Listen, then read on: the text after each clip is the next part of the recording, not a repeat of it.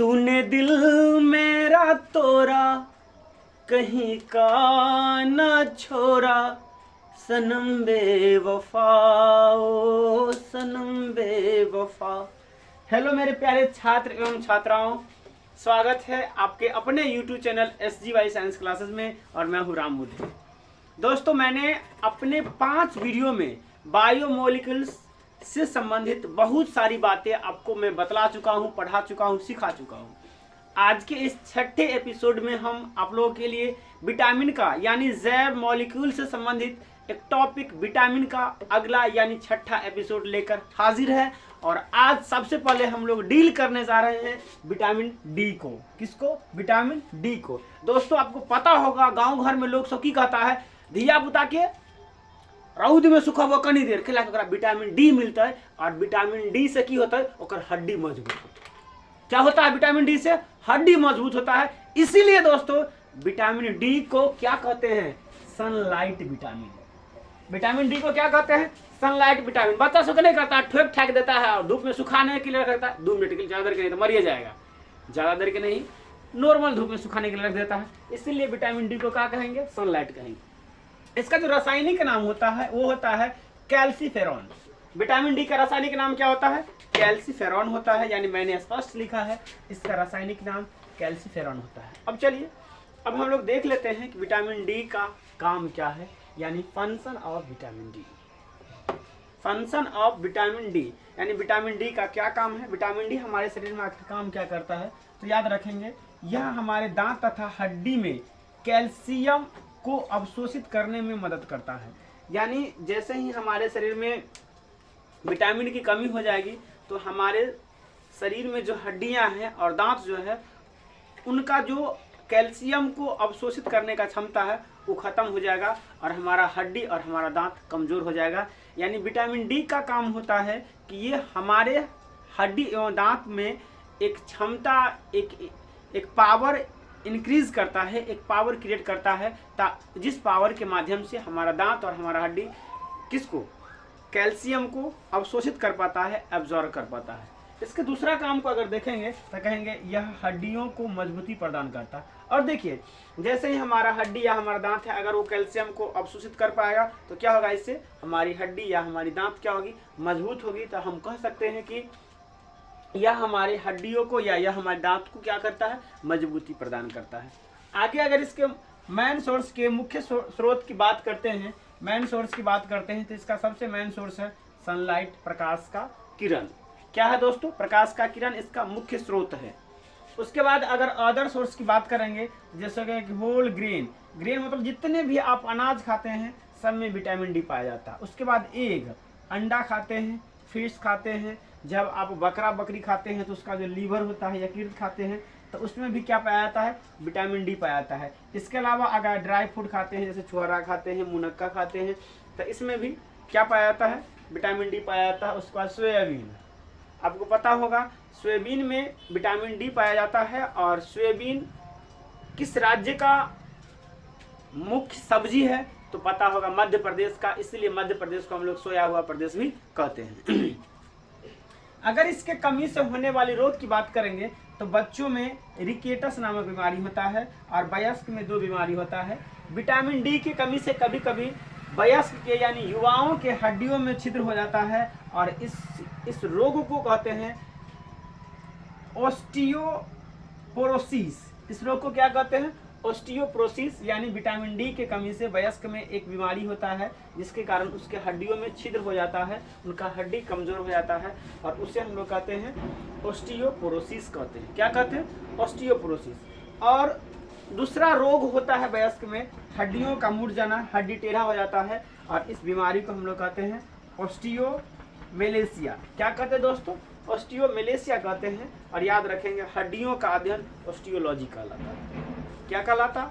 हड्डियों का अध्ययन ऑस्टियोलॉजी कहलाता है। तो यानी मेनली हम याद रख सकते हैं कि विटामिन डी के कमी से बच्चों में रिकेटस बीमारी होता है, जो कहीं ना कहीं हड्डी से संबंधित भी है। रिकेटस में बच्चों का जो हाथ पैर होता है वो टेढ़ा हो जाता है, मुड़ जाता है। वयस्क में 2 बीमारी होता है, या तो उनके हड्डी में छिद्र हो जाते हैं, हड्डी में जो छिद्र होते हैं उस बीमारी को कहते हैं हम लोग ऑस्टियोपोरोसिस कहते हैं। और हड्डी का मुड़ना कहलाता है ऑस्टियोमेलेशिया कहलाता है। उसके बाद हम लोग डील करने जा रहे हैं विटामिन ई को। दोस्तों विटामिन ई का जो रासायनिक नाम है वो है टोकोफेरॉन। क्या है? टोकोफेरॉन। याद रखेंगे, विटामिन ई का रासायनिक नाम टोकोफेरॉन और विटामिन डी का रासायनिक नाम कैल्सियोफेरॉन। देखिए, कैल्सियोफेरॉन इसलिए इसका नाम रखा गया है क्योंकि ये कैल्शियम से संबंधित है। विटामिन डी कैल्शियम से संबंधित है। विटामिन डी की मदद से ही हमारे शरीर की जो हड्डियां हैं, जो दांत हैं, वे कैल्शियम को अवशोषित कर पाता है, इसीलिए इसका नाम पड़ गया है कैल्सियोफेरॉन। और ये जो है ये टॉक्सिन की तरह काम करता है, प्रतिऑक्सीडेंट की तरह काम करता है, एंटीऑक्सीडेंट की तरह काम करता है, इसलिए इसका नाम पड़ गया है टोकोफेरॉन। क्या पड़ गया है? टोकोफेरॉन। मेनली ये काम क्या करता है? इनका जो मुख्य काम है ये प्रतिऑक्सीडेंट की तरह काम करता है। किसकी तरह काम करता है? प्रतिऑक्सीडेंट की तरह ये काम करता है। अब आप कहेंगे ये प्रतिऑक्सीडेंट क्या होता है? तो दोस्तों आपको बतला दें कि पॉल्यूशन के कारण या स्मोकिंग के कारण कुछ लोग धूम्रपान भी करते हैं, या जब हम ऑयल की यूज करते हैं, होटल वगैरह में जब हम खाने के लिए जाते हैं तो वहाँ देखते हैं कि कुछ लोग, कुछ होटल वाले ऐसे भी होते हैं जो समोसा या जो लिट्टी आज तेल में छान के बना लिया, जो तेल बच गया उसको बदलते नहीं हैं बल्कि कल उसी में छान देते हैं, यानी पके हुए तेल से। दोस्तों अब प्रदूषण के कारण या स्मोकिंग के कारण या जो ऑयल तेल है यानी पके हुए तेल का जब हम प्रयोग दोबारा करते हैं तो जिसके कारण क्या होता है, हमारे टिश्यू में, हमारे ऊतक में या हमारे अंग में कुछ अतिरिक्त हानिकारक ऑक्सीजन जम जाते हैं, जिसे हम लोग कहते हैं फ्री ऑक्सीजन। क्या कहते हैं? Free oxygen. और ये फ्री ऑक्सीजन से हमारे शरीर में भिन्न भिन्न प्रकार के रोग होते हैं, और इन्हीं फ्री ऑक्सीजन को डिसएक्टिव करने का काम करता है कौन? तो कहेंगे विटामिन ई। कौन करता है? Vitamin E. अब आपको बता दें तो इसका काम क्या है कि यह मुक्त ऑक्सीजन से, यानी जैसे कि प्रदूषण के कारण या हम मानकर चलिए लिट्टी सिंघाड़ा ज़्यादा खाते हैं और वो अगर जो दुकानदार है वो अगर तेल नहीं बदलते हैं, पके हुए तेल ज़्यादा प्रयोग करते हैं, किसी भी कारण अगर हमारे अंग में फ्री ऑक्सीजन का मात्रा बढ़ गया है तो ये जो है विटामिन ई जो है ये हमको फ्री ऑक्सीजन से रक्षा करता है। अगर फ्री ऑक्सीजन से होने वाले अगर रोग की बात करेंगे तो अगर फ्री ऑक्सीजन का प्रभाव हमारे आंख पर, हमारे नयन पर पड़ गया तो हमें मोतियाबिंद हो सकता है। क्या हो सकता है? मोतियाबिंद। अगर हृदय की बात करेंगे तो हार्ट अटैक यानी हृदय आघात भी हो सकता है। लैंगिक अंग की बात करेंगे दोस्तों तो फ्री ऑक्सीजन के कारण हमारे लैंगिक अंग से बांझपन जैसे खतरनाक बीमारी उत्पन्न हो सकती है। उसके बाद अगर त्वचा की बात करेंगे तो त्वचा पर अगर फ्री ऑक्सीजन जम जाए, अगर मुक्त ऑक्सीजन जम जाए तो हमारे त्वचा पर झुर्रिया नामक बीमारी हो जाता है, जिसके कारण क्या होता है, हमारी त्वचा सिकुड़ जाती है। और इन सारी खतरनाक बीमारियों से हमें रक्षा या हमें बचाता कौन है? तो ये बचाता है हमें विटामिन ई। कौन बचाता है? Vitamin E. अब देखिए, चूंकि विटामिन ई जो है वो हमारी त्वचा को झुर्रिया नामक बीमारी से रक्षा करता है और लैंगिक अंग को हमें बांझपन से रक्षा करता है, इसलिए इसे हम लोग सौंदर्य विटामिन या जनन विटामिन भी कहते हैं। क्या कहते हैं? सौंदर्य विटामिन या जनन विटामिन भी कहते हैं। इसके अलावा अगर इसके मुख्य स्रोत की बात अगर हम करते हैं तो इसका मुख्य स्रोत है सब्जी के बीज के तेल, हरे पत्तीदार सब्जी, ड्राई फूड जैसे कि छुहारा, मुनक्का, ये सब जो है ड्राई फूड है। उसके बाद अंकुरित चना और अंडा, इन ये जो सोर्स है यहाँ से हमें विटामिन ई की प्राप्ति होती है।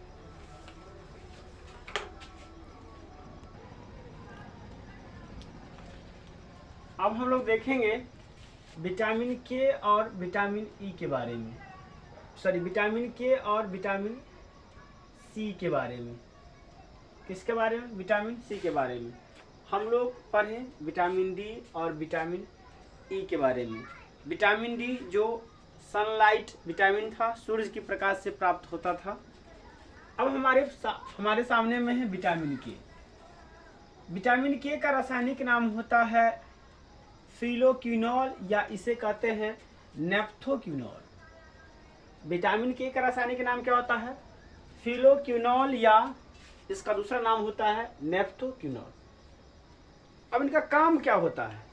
विटामिन के का काम क्या होता है? तो विटामिन के का काम होता है यह रक्त के थक्का जमने में सहायता करता है। अगर हमारे शरीर में विटामिन के की कमी हो जाएगी तो हमारे शरीर में रक्त का थक्का नहीं जम पाएगा। जैसे कि आपको पता होगा या आप देखे भी होंगे, कहीं हमारे कोई भी अंग कट जाता है तो कुछ देर के बाद क्या होता है, रक्त जम जाता है और खून का निकलना बंद हो जाता है, यानी ब्लडिंग ज़्यादा नहीं होता। उसके बाद विटामिन के ऑस्टियोकेंसिल के निर्माण में सहायता करता है, जो हड्डी का निर्माण करता है। देखिए विटामिन डी जो है, वो विटामिन डी जिसे हम लोग कैल्सीफेरॉन कहे थे, वो विटामिन डी का काम क्या होता है, वो हमारे हड्डी का अवशोषण क्षमता, कैल्शियम की अवशोषण क्षमता को बढ़ाता था, जिसके कारण क्या होता था, हमारा हड्डी मजबूत होता था। लेकिन विटामिन के का काम क्या है, विटामिन के हमारे शरीर में एक प्रोटीन का निर्माण करता है, जिसे हम लोग कहते हैं ऑस्टियोकैल्सिन। क्या कहते हैं, ऑस्टियोकैल्सिन। और इसी ऑस्टियोकैल्सिन के द्वारा ही हमारी हड्डियों का निर्माण होता है। इसलिए हमने लिखा है विटामिन के ऑस्टियोकैल्सिन के निर्माण में सहायता करता है, जो हड्डियों का निर्माण करता है। इसके बाद हमने नोट में एक बात को लिखा है, हमने लिखा है विटामिन के शरीर में स्वयं बन सकता है, यह यकृत, वृक्क, बड़ी आंत में बनता है। जी बिल्कुल सही बात है। विटामिन को हम लोग आउटर सोर्स से भी प्राप्त कर सकते हैं। जैसे कि आउटर सोर्स की बात करेंगे तो हरी पत्तीदार सब्जी हो गया, फूल गोभी हो गया, पत्तीदार गोभी हो गया, फिश लीवर हो गया, एग हो गया, ड्राई फ्रूट हो गया। इसके अलावा विटामिन के जो है ये हमारे शरीर में भी बनता है, और हमारे शरीर के किन किन अंगों में बनता है, तो ये हमारे यकृत यानी लीवर में बनता है, वृक्क यानी किडनी में बनता है, और बड़ी आंत में बनता है। अगर हमारे शरीर में विटामिन के की कमी हो जाती है तो क्या होगा, रक्त का थक्का नहीं जम पाएगा। क्या होगा, रक्त का थक्का नहीं जम पाएगा, यानी अगर हमारा हाथ कटता है तो बहुत ज़्यादा ब्लडिंग हो जाएगा, जिससे हमारी मौत भी, हमारी मृत्यु भी हो सकती है। अगर इसके मुख्य स्रोत तो पहले हमने बता दिया है, इसके स्रोत जो है ये हमारे शरीर में भी बनते हैं, लेकिन इसके बाहरी स्रोत की बात करेंगे तो ये हरी पत्तीदार सब्जी हो गए, फूल गोभी हो गया, पत्तीदार सब्जी, पत्तीदार गोभी हो गया, फिश लीवर हो गया, एग हो गया, और ड्राई फ्रूट हो गया। इसके बाद हमारा अगला विटामिन है विटामिन सी। अगला विटामिन क्या है, विटामिन सी है। अगला विटामिन क्या है, विटामिन सी है। और इसे हम लोग कहते हैं, इसका रासायनिक नाम होता है एस्कॉर्बिक एसिड। विटामिन सी का रासायनिक नाम क्या होता है, एस्कॉर्बिक एसिड होता है। विटामिन सी का रासायनिक नाम क्या होता है, एस्कॉर्बिक एसिड। और आपको बतला दें, विटामिन सी जो है ये जल में घुलनशील है। किस में घुलनशील है, ये जल में घुलनशील विटामिन है, यानी ये हमारे शरीर में संचित नहीं रहता है। विटामिन सी जल में घुलनशील है। अगर विटामिन के की बात करेंगे तो ये वसा में घुलनशील है, यानी ये हमारे शरीर में संचित रहता है, हमारे शरीर में भंडारित रह सकता है। क्योंकि देखिए विटामिन सी जो है वो जल में घुल सकते हैं, जल में आसानी से घुल सकते हैं, जिसके कारण क्या होता है, यूरिन के माध्यम से विटामिन सी का हमारे शरीर से निष्कर्षण होता रहता है, जिसके कारण विटामिन सी का अधिक मात्रा में हमारे शरीर को ज़रूरत होती है। इसलिए हम लोग विटामिन सी को बहुल पोषक तत्वों के अंतर्गत रखते हैं, यानी विटामिन सी की मात्रा हम लोग ग्राम में ग्रहण करते हैं। किस में ग्रहण करते हैं, ग्राम में ग्रहण करते हैं। जिस दिन में हमने आप लोगों को पोषक तत्व बताया था तो आपको बताया होगा पोषक तत्व दो प्रकार के होते हैं। एक माइक्रो न्यूट्रिएंट होता है, यानी उसे अल्प पोषक तत्व कहते हैं, उसे हम लोग मिलीग्राम में ग्रहण करते हैं। और एक मैक्रो न्यूट्रिएंट होता है, बहुल पोषक तत्व होता है, जिसकी मात्रा को हम लोग ग्राम में लेते हैं। तो विटामिन सी जो है ये बहुलक पोषक तत्व है, इसकी मात्रा को ग्राम में ग्रहण करते हैं, ग्राम में खाते हैं या पीते हैं। अगर हम विटामिन सी की कार्य की बात करें तो यह प्रतिरोधक क्षमता प्रदान करता है। हमारे शरीर में रोगों से लड़ने के लिए एक क्षमता होती है, और ये क्षमता कौन प्रदान करता है, तो कहेंगे विटामिन सी प्रदान करता है। हमारे शरीर में रोग निरोधक क्षमता जो है वो विटामिन सी के द्वारा आता है। इसके अलावा यह ऑक्सीडेंट की तरह, यानी प्रति ऑक्सीकारक की तरह भी कार्य करता है। जैसे कि इससे पहले आपको बताया था कि एक विटामिन ई था जो प्रति ऑक्सीडेंट की तरह काम कर रहा था, बिल्कुल विटामिन ई की तरह भी यह भी ऑक्सीडेंट की तरह काम करता है। इसके अगले काम की बात करेंगे तो कहेंगे हमारा त्वचा जो है, ये जो हमारा स्किन है, ये किससे बने होते हैं, कहेंगे कोलेजन प्रोटीन से बने होते हैं। कोलेजन प्रोटीन से बने होते हैं और विटामिन सी कोलेजन प्रोटीन के निर्माण में मदद करता है, सहायता करता है, जो घाव को भरने में सहायक होता है या सहायता करता है। हमारी प्रोटीन जो होती है, हमारी त्वचा जो होती है वह कोलेजन प्रोटीन से बनी होती है और विटामिन सी का काम होता है कि विटामिन सी कोलेजन प्रोटीन के निर्माण में मदद करता है। यानी हम कह सकते हैं कि विटामिन सी की सहायता से ही हमारे जो स्किन पे घाव वगैरह होता है, कट खुट जाता है, तो विटामिन सी की मदद सहायता से वो भरता है। इसके अलावा कहेंगे यह हमारे मस्कूर को नियंत्रित करता है और यह रक्त में लौह के अवशोषण में सहायता करता है। देखिए, अगर आपको विटामिन सी की कमी अगर आपके शरीर में हो जाता है तो क्या होगा, कभी कभार आपके मसूर से खून आने लगेगा, आपके मसूर से रक्त आने लगेगा और इससे शायद आप लोग बेरी रोग के नाम से जानते होंगे या स्कर्वी नाम से भी जानते हैं। तो क्या होता है, बेरी तो विटामिन बी की कमी से होता है, इसे स्कर्वी कहते हैं। क्या कहते हैं, इसे स्कर्वी कहते हैं। तो हमारे मसूर को ये नियंत्रित करता है। दूसरे इसके अलावा हमारे शरीर में आपको पता होगा कि रक्त में आयरन पाया जाता है। रक्त में कौन सा तत्व पाया जाता है, आयरन पाया जाता है और रक्त में आयरन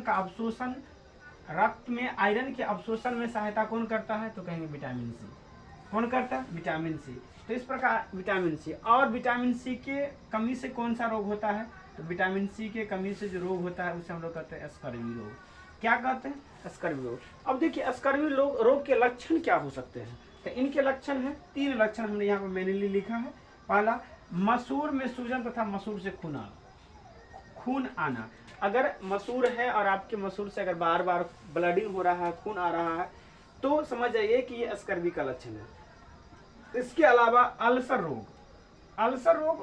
रोग होता है दोस्तों, अगर आपके पेट में, अगर आपके आंत में अगर घाव हो गया है और बहुत दिनों से वो घाव है, तो आंत में जो घाव होता है, पेट के अंदर जो घाव होता है, उसी को हम लोग कहते हैं अल्सर रोग। इसके अलावा यहाँ पर इस पॉइंट को आप देखेंगे तो इसमें हमने लिखा है कि यह रक्त में आयरन के अवशोषण में सहायता करता है। और एक बात बताइए, अगर हमारे रक्त में आयरन का अवशोषण नहीं हुआ तो क्या हो जाएगा, आयरन की कमी हो जाएगी और इसी को हम लोग अरक्तता कहते हैं या अंग्रेजी में एनीमिया कहते हैं।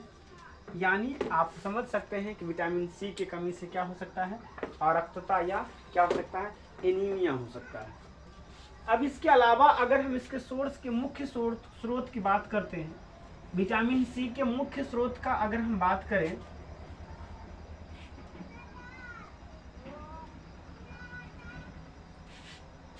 तो विटामिन सी के मुख्य स्रोत की अगर बात करें तो अगर सोर्स देखा जाए तो विटामिन सी के सोर्स हो जाएंगे जितने भी खट्टे पदार्थ है, खट्टे फल जैसे कि आंवला, नींबू, इमली, इसके अलावा एक हरी मिर्ची, ये विटामिन सी के स्रोत हैं। क्या है, विटामिन सी के स्रोत है, तो कहेंगे इसके सोर्स में क्या आ जाएंगे, खट्टे पदार्थ, जितने खाने वाले खट्टे पदार्थ है, जैसे कि बात करेंगे आंवला, इमली,